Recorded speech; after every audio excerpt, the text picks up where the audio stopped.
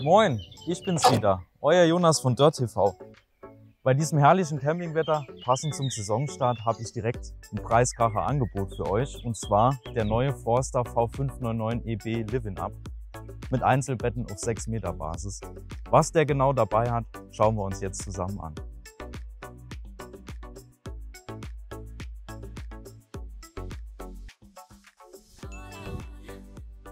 Der neue Forster basiert bei uns auf dem Fiat Ducato Chassis. Heißt, wir haben eine neue Stoßstange mit dabei, neue Tacho-Einheit ist mit drin, Fahrerhausverdunklung etc. Und für die Ganzjahrescamper auch ganz wichtig, die Fahrzeuge kommen immer mit Allwetterreifen. Die passenden Radkappen hier dazu sind natürlich auch noch mit dabei. Motorisierung haben wir entweder 120 PS oder 140 PS. Günstiger ist natürlich der 120er, ein bisschen mehr Leistung am Berg bringt logischerweise die stärkere Variante. Aber beides gibt es bei uns zu einem unschlagbaren Preis. Außenfarbe bei dem Forster immer eisweiß. Ich würde sagen, wir gucken uns jetzt erstmal ein bisschen außenrum das Fahrzeug an und dann machen wir nachher den Innenraum. Eine elektrische Trittstufe ist natürlich auch mit an Bord. Die lässt sich ganz bequem hier über einen Taster ein- und ausfahren. Sobald man die Zündung anmacht bzw. den Motor startet, fährt diese auch automatisch wieder mit ein. Die kann man also nicht vergessen. Kühlschrank ist auch super zugänglich hier vorne. Den gucken wir uns näher noch genauer an. Dann haben wir hier ein großes Fliegengitter, passend jetzt zum Frühsommer. Oben ist eine LED-Regenleiste mit dabei. Heißt, wenn das Dach mal nass ist, tropft das Wasser nicht hier vorne in den Einstiegsbereich mit rein, sondern wird links und rechts dementsprechend abgeleitet. Zudem bei uns im Preis mit inbegriffen eine schöne große Markise von Thule, Gehäuse in Anthrazit gehalten und ein graues Spanntuch haben wir mit dabei. Die gucken wir uns auch nachher noch genauer an. Einen großen Frischwassertank haben wir mit dabei, wird hier bequem von außen eingefüllt, hat einen Überlauf, heißt das überschüssige Wasser kommt hier wieder rausgeschossen, kann also gar nichts passieren. Der umfasst 100 Liter, um die 100 Liter und der Abwassertank, der unterm Fahrzeug verbaut ist, knappe 90 Liter. So, dann kommt man gerade mit. Schauen wir uns mal die Hecktüren an. Da haben wir zwei schön große verbaut, die sich natürlich auch noch durch Drücken dieser Taste hier neben ein bisschen weiter aufstellen lassen. Gaskasten sitzt direkt hier links unten drunter. 2x5 Kilo dürfen rein, ist nach unten zwangsbelüftet, so wie jeder Gaskasten eigentlich auch. Duo Control etc. kann natürlich bei uns jederzeit auf Wunsch nachgerüstet werden, aber in dem Zustand ab Werk müssten die Gasflaschen vor Fahrtantritt immer wieder abgeklemmt werden. Man sieht jetzt hier schon schön, wir haben wirklich sehr, sehr viel Stauraum unten drunter. Dadurch, dass wir oben die Längsbetten mit drin haben, zieht er sich fast über die ganze Länge der Betten mit durch. Es sind selbstverständlich auch Verzurösen hier unten mit angebracht. Heißt, ihr könnt hier auch ohne Probleme ein Fahrrad oder sowas mitführen. Das Mittelteil hier lässt sich rausnehmen, falls man wirklich getrennt schlafen möchte. Zudem könnt ihr beide Lattenroster einmal aufklappen und hier oben an den Arretierungspunkten festmachen. Für hier das Bett umzubauen, einfach die beiden mittleren Matratzen rausnehmen. Dann sind hier zwei Holzbrettchen mit drin, die man einmal raushebeln muss. So, und das weiter vorne auch einmal.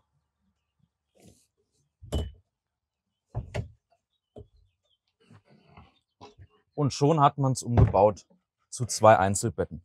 Diese Stabilisierungsstreben hier vorne müssen natürlich immer mit da bleiben, ansonsten hat dieser Lattenrost hier relativ wenig Auflagefläche. Und dann kann man einfach hingehen, vor Fahrtantritt das Ganze hier hochklappen, hier oben einmal fixieren. So, und dann hält der Lattenrost auch während der Fahrt oben. Und wie vorhin schon erwähnt, Fahrräder hier rein, ein kleiner Roller oder sonstiges Gepäck, das passt perfekt. So, zudem kommt das Fahrzeug immer mit einer sehr schön hochauflösenden Rückfahrkamera, praktischerweise oben in der Rückleuchte integriert, dass man wirklich eine schöne Sicht hat beim Einparken auf dem Campingplatz. Und ganz neu dabei beim Forster Rückfahrwarner, auch Park Distance Control genannt, umgangssprachlich Piepser, heißt, je näher man irgendwo dran fährt, desto lauter piepst es im Fahrzeug. Auf der Fahrerseite angelangt haben wir prinzipiell nicht ganz so viel. Einmal der Kamin von der Heizung, da kommen dann die ganzen Verbrennungsabgase raus. Toilettenkassette sitzt hier auch mit dabei, ist eine ganz normale Tedford Chemie-Toilettenkassette und einmal der Landstromanschluss. Dann würde ich sagen, gucken wir uns mal das neue Fahrerhaus vom Modelljahr 25 von innen an.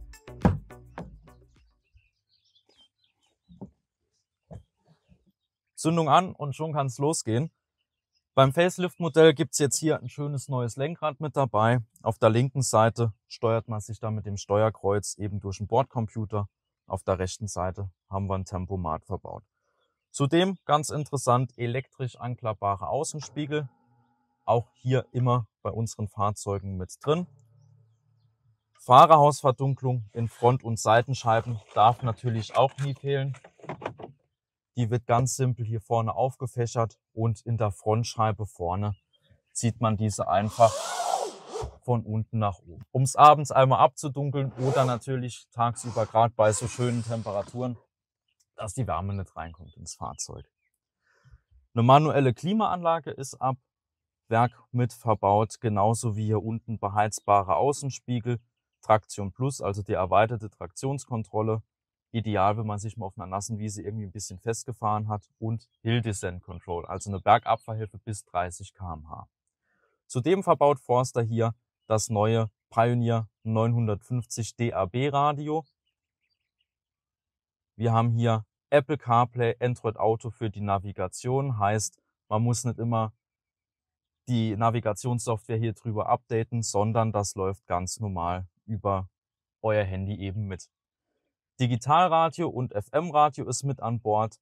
Zudem können wir uns hier auch im Stand oder während der Fahrt die Rückfahrkamera anzeigen lassen. Getränkehalter und genügend Beinfreiheit hier im Mittelgang sind natürlich auch vorhanden und immer ab Werk 2 drehbare Sitze. Jetzt interessiert euch bestimmt auch, wie sieht denn der Forster 599 EB von innen aus, und das gucken wir uns jetzt direkt an. Kommt gerne mal mit. Direkt im Einstiegsbereich haben wir die schön große Dinette verbaut. Fenster außen, eine große Dachluke oben ist auch mit dran. Und ganz wichtig, dass der Beifahrer auch was vom Tisch hat, ist hier der Tisch mit Ausdrehteil. Man kann also, wie gesagt, hier in der Sitzgruppe super schön auch zu viert mal was essen. Die Küche sitzt hier vorne im Einstiegsbereich. Wir haben einen doppelt angeschlagenen Kühlschrank von Dometic dabei, heißt, den kann man sowohl hier von innen einmal öffnen und drankommen oder, wenn man sich draußen im Vorzeltbereich befindet, von der anderen Seite. Da es ein Kompressorkühlschrank ist, läuft dieser rein über Strom, macht dafür aber sehr, sehr gut kalt. Hier vorne ist der klassische Forster 2 Flammenkocher mit verbaut, mit Bierzuzündung, rausnehmbarem Grillrost und einer wunderschönen Glasabdeckung oben drauf. Was Forster gerade bei den Kastenwägen auch immer sehr, sehr gerne macht, ist eine super große Wascharmatur hier verbauen. Wir haben ein schön tiefes Waschbecken, einen großen Wasserhahn, wie zu Hause auch. Also für hier mal Wasser in eine Flasche umzufüllen oder einen größeren Topf zu spülen, ist das Fahrzeug bestens ausgerüstet. Zudem ist hier auch ein Besteckkasten immer schon mit vorinstalliert und wir haben 3 mittelgroße Schubladen für Ihre Kochutensilien. Auch hier oben ein großer Oberschrank, wo ihr wirklich eure ganzen Töpfe, Pfannen, Teller, Tassen etc. alles unterbringen könnt. Dann werfen wir auch noch mal einen Blick in die Dinette. Und zwar ist hier unten einmal USB-Anschluss mit verbaut, dass die Beifahrer während der Fahrt oder wenn man halt abends gemütlich hier sitzt, dass man schönes Handy laden kann. An jedem Fenster sitzt auch immer ein Fliegengitter und von unten einmal ein Verdunklungsrolle. Zudem sind diese getönt, dass im Sommer nicht so viel Sonneneinstrahlung oder Hitze reinkommen kann. Oben drüber haben wir ein schön großes Gefach für Spiele zu lagern etc. Auch hier oben über dem Fahrerhaus ist nochmal extra viel Stauraum. Perfekt für die Jacken oder sonstiges, also da könnt ihr euch wirklich austoben. Da ist einiges möglich. Den Tisch kann man hier sowohl nach vorne als auch nach hinten noch ein bisschen verschieben und mit rausnehmen. Draußen ist auch nochmal ein Anschlag mit dabei. Das zeige ich euch später noch. Außerdem sitzt hier oben einmal die SAT-Vorverkabelung. Ihr habt also eine 230 Volt Steckdose, eine 12 Volt Steckdose und eine SAT-Steckdose. Alles schon mit dabei. Bei Interesse können wir natürlich auch sehr, sehr gerne die SAT-Anlage mit verbauen. Ansonsten, falls das jemand selbst lösen möchte, die Steckdosen sind hier schon verbaut. Also ihr seht schon, hier kann man wirklich auch mit mehreren Personen super sitzen und dank des Tisches mit Ausdrehteil hat man hier auch auf dem Beifahrersitz genügend Platz zum Essen. Ich würde sagen, dann gucken wir uns als nächstes mal das Badezimmer an. So, dann kommt mal mit. Wir haben hier bei Forster ein wirklich kompaktes, aber clever gelöstes Badezimmer mit an Bord. Hier unten sitzt die Kassettentoilette von Tedford. Oben drüber, um Platz zu sparen, einmal ein Klappwaschbecken. Ich habe hier wirklich genügend Platz, um Hände zu waschen, Zähne zu putzen etc. und die Toilette ist nicht im Wege. Selbst wenn hier mal ein bisschen Wasser drin stehen bleibt und ihr klappt das Ganze einmal rum, unten ist eine Auffangwanne, da kann gar nichts passieren. Duschvorhang ist mit an Bord, für hier einmal alles abzuschotten, dass man auch bequem drin duschen kann. Wir haben oben einmal einen Abluftpilz mit dabei. Falls ihr also wirklich hier drin geduscht habt, zieht es hier oben drüber ab oder man öffnet hier neben das Fenster. Praktischerweise haben wir eine vollwertige Duscharmatur hier mit dabei, also keinen ausziehbaren Wasserhahn am Waschbecken und die kann ich auch als Außendusche umfunktionieren und könnte die hier draußen dann eben anbringen bzw. nutzen.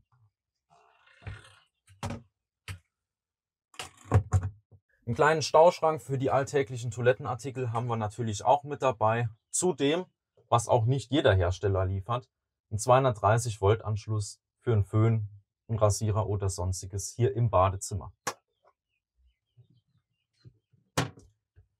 Ihr seht also, auf kleinstem Raum haben wir hier alles sehr clever gelöst mit an Bord.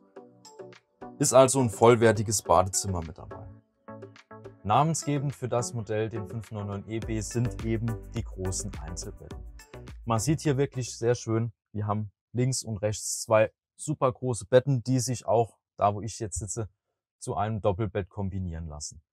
Unten drunter hier neben einmal ein Kleiderschrank mit verbaut, für eure Sachen mit reinzuhängen. Da sitzt dann auch noch die Frischwassertankentleerung.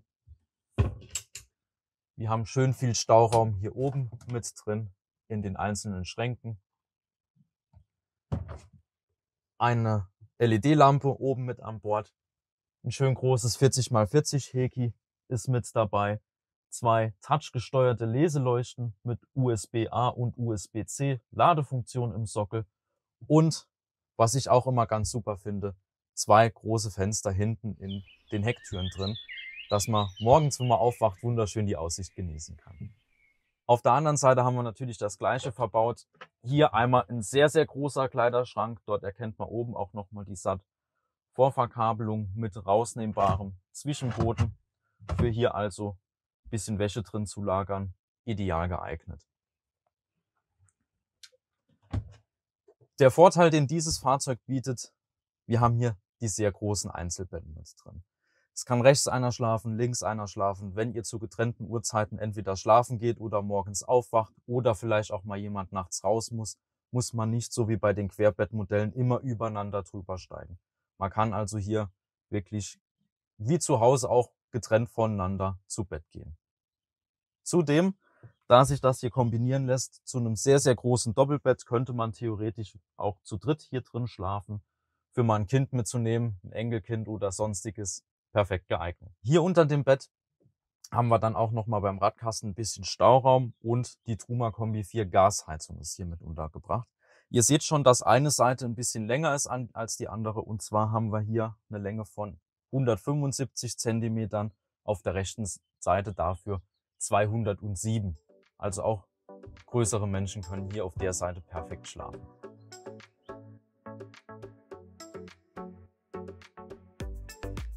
Wie vorhin schon erwähnt, könnt ihr den Tisch aus der Dinette auch wunderbar abmachen und hier neben an der Schiene verankern. Wenn man also hier draußen mal sitzen möchte, frühstücken möchte oder eine Ablagefläche zum Grillen braucht, ist das der ideale Begleiter. Dann gucken wir uns als nächstes mal noch die Markise zusammen an. Wie man die rausfährt, zeige ich euch.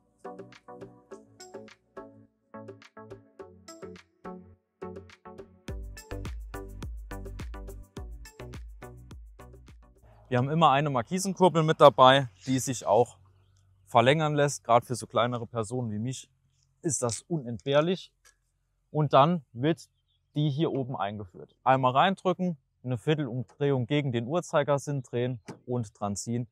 Dann ist die Kurbel arretiert. Egal was ich jetzt mache, solange ich nicht nochmal dagegen drücke, kann die hier oben nicht mehr rausspringen. Und dann kann das Ganze auch einem Handgriff ausgekurbelt werden. Die Markise gleitet hier über die Tür hinweg. Ihr müsst also nicht zwingend immer die Tür schließen. Je nachdem, wie schief das Fahrzeug steht, ist es trotzdem zu empfehlen. Dann kurbelt man die hier so ungefähr 1 Meter raus, bis ich bequem oben an die Stützfüße drankomme. Kurbel nochmal ein, anheben, reindrücken, Viertelumdrehung im Uhrzeigersinn drehen und dann kann ich sie auch wieder entnehmen. Die Stützfüße sind platzsparend, einmal hier und einmal da oben in der Schiene mit angebracht, für diese zu entnehmen. Zusammendrücken und runtergleiten lassen. So. Dann einmal hochdrücken, dass die Markise auch wirklich gestützt wird und arretieren. Das gleiche machen wir noch auf der anderen Seite. So, wenn man dann alleine unterwegs ist, einmal die Stützfüße leicht nach vorne kippen und zwar auf beiden Seiten. Wenn man zu zweit unterwegs ist, kann das natürlich der Partner oder die Partnerin machen. Und dann kurbelt man die Markise so weit aus, wie man es gerne hätte.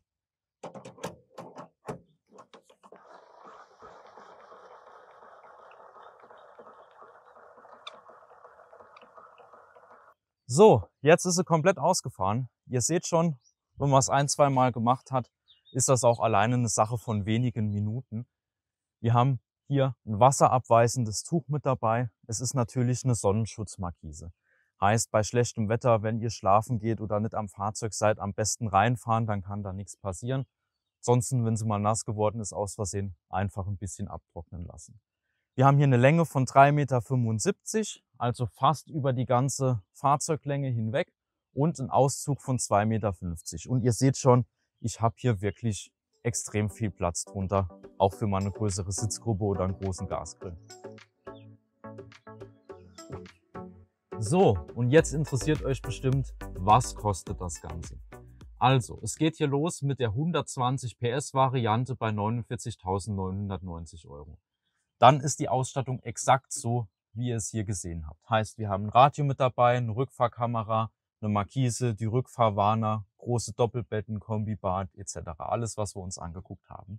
Dann gibt es das Ganze auch noch in der 140 PS Variante. Da liegen wir 1.490 € höher, heißt 51.480 € mit dem großen Motor. Bei Interesse können wir gerne einen Termin vor Ort vereinbaren. Meldet euch einfach bei den Kontaktdaten, die jetzt eingeblendet werden. Falls ihr noch Fragen habt, schreibt es uns gerne in die Kommentare. Ich hoffe, euch hat das Video gefallen und dann sehen wir uns das nächste Mal wieder bei Dirt TV.